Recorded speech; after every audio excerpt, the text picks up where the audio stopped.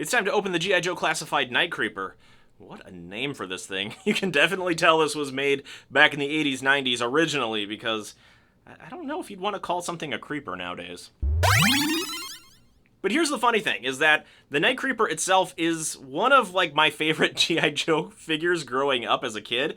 What I like about this initially, even before we unbox them, is that they prominently display a second head sculpt. Because when you initially look at this figure, you can tell that this is a more retro-inspired classified version of the Night Creeper, but when you include the head, the additional head sculpt with this, it gives it a classified facelift so that it's a different figure that takes elements of what I remember the Night Creeper to be and just pushes them forward into the future slightly so that it gives it a fresh, modern take. Now, what I'm going to be curious of when I open this up is when I remove like the hood over the Night Creeper and just put the new face sculpt on there, is it going to feel like the original character with just modern upgrades, or is it going to feel like an all-new G.I. Joe Classified figure? I think what we need to do now is open it up and find out. Let's remove our Night Creeper from the packaging right now and see what it's all about. Whoa, he almost fell right on the camera there. But this is what he looks like. So you can see every bit of accessory that he has. Some of it does get obscured by like the box, the G.I. Joe logo there. So you can see this is his backpack with all of the arrows. Now, of course, thud, we need to get him out of this bubble and see how he poses, all that good stuff. Here we have Night Creeper out of the box. He is a cool looking figure. I do like the classic face sculpt. It does remind me of growing up and stuff like that, but there are some cool features here that I want to just highlight initially right off the jump. The pauldrons, whatever you want to call them, are very similar to what the Techno Viper has, where it kind of situates itself all the way around the shoulder so that it has really good range of movement.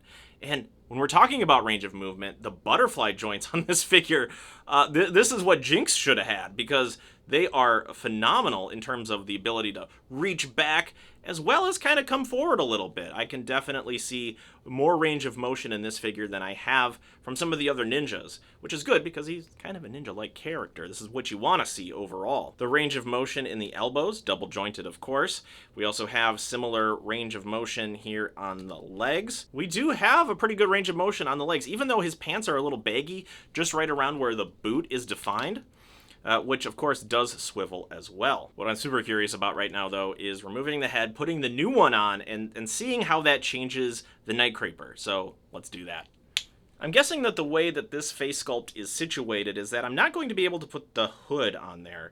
I might want to try, let me try it. So I don't think this is going to work because if we look at them side by side, there is these flares on the side of his helmet that make it seem like I wouldn't be able to put this hood around his face sculpt. And is this? I think this is attached. And I thought this was just going to fall out, the head was going to fall out, but I think it's glued at the top because it's not coming loose, which ultimately is a good thing. You want that to be secure so it's not flopping around. But that does kind of limit some options, which is interesting. Okay, we're going to try this now. All right, there he is with the new face sculpt. I like this. It looks very alien. It looks futuristic. It looks very Cobra-like. Because of the way that it flares out, it's almost like the hood on a Cobra that flares out. What I am missing, though, that the other face sculpt has, is just adding a little bit of silver near the top here would have broken up the colors on this just a slightly little bit more. So that is definitely one thing I would have changed about this figure, is to add just a little touch of paint right down the center so that it would give it a overall cohesive look with some of the chest armor as well as the gray in the pants. That would have been a really cool look. Oh, it also would have gone with the belt buckle too. Let's see, some of the other posability, he can do a good job crunching forward. I wouldn't say it's the best, but it's better than I've seen recently. The back, better there as well. We have that persistent problem with the belt that kind of floats on top of his waist. But I think once we get him in some poses, we just situate it in a spot and it doesn't really get in the way, I would say, too much. It's just an inconvenience, like a little fiddly thing when you are working with the engineering portion of this, of trying to pose him, balance him, things like that. Some of the standout accessories for this character are the swords. This one in particular has the hooks on the side. It makes it look like a very deadly weapon. And this one is just cool looking. It almost looks like a snake slithering or a rattlesnake that's shaking its tail back and forth. They're very subtle snake references that, really fit with the overall Cobra vibe. There is a ton of accessories with this figure. So we have his giant crossbow. We have one of the loose arrows that you can put that there's a little clamp. You can clamp it right into the crossbow so that it looks like it's ready to fire. And his backpack, of course, has a spot for some of the swords on the side. It also has a spot, I'm guessing we can put in the crossbow. And yeah, it seems like everything can fit on the character if you want it to, which I love about the G.I. Joe Classified line. It doesn't stop there. We have these two little daggers. We also have some alternate hand sculpts. So we have that ninja throwing star in a fist, and then we also have one of the knife hands, the karate chop hands. Also, if you notice, there's a little detail in there. It's got some of those, I don't know what you call them, but they're like little spikes that you put in your palm so it can block sword attacks and things like that. All the articulation, one of the things that I don't like about this figure is the limited articulation in the feet.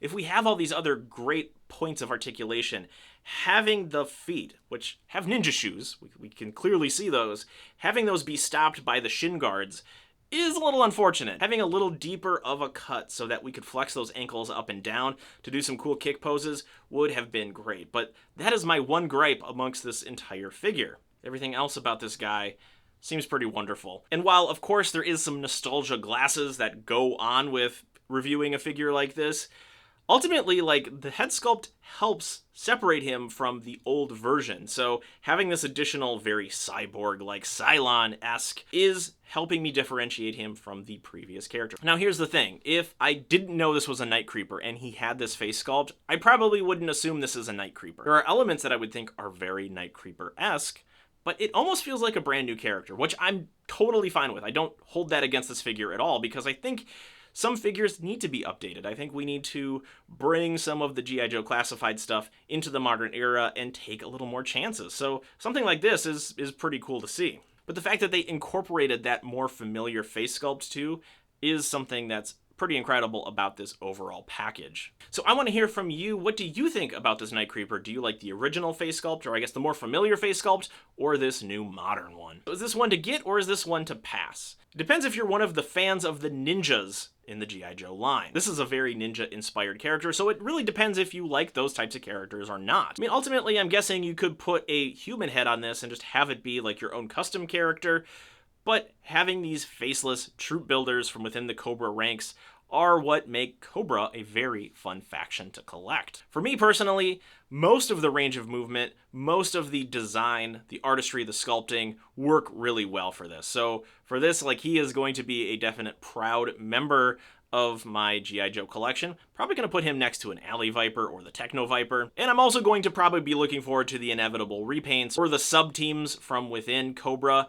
That's going to facilitate like a repaint of this guy too, because I think there's a lot of cool, interesting things you can do with the color scheme of the Night Creeper that we've only barely scratched the surface for. And of course, G.I. Joe is one of the properties that just loves part reuse, loves creating sub-teams, so I don't think this is the last time we're going to see the Night Creeper, because he's just that good of a figure, only to do once. If you're somebody who likes G.I. Joe Classified, or just 6-inch collectibles in general, that's things like Marvel Legends, Star Wars Black Series, among other things, you definitely need to follow along this channel, hit that subscribe button, because I'm going to be posting a lot more videos, not only on G.I. Joes, but other toys that are action-based as well. That's all I know about Night Creeper here. If you have any other questions about this guy, put it in the comment section. Thank you so much for watching. We'll see you next time.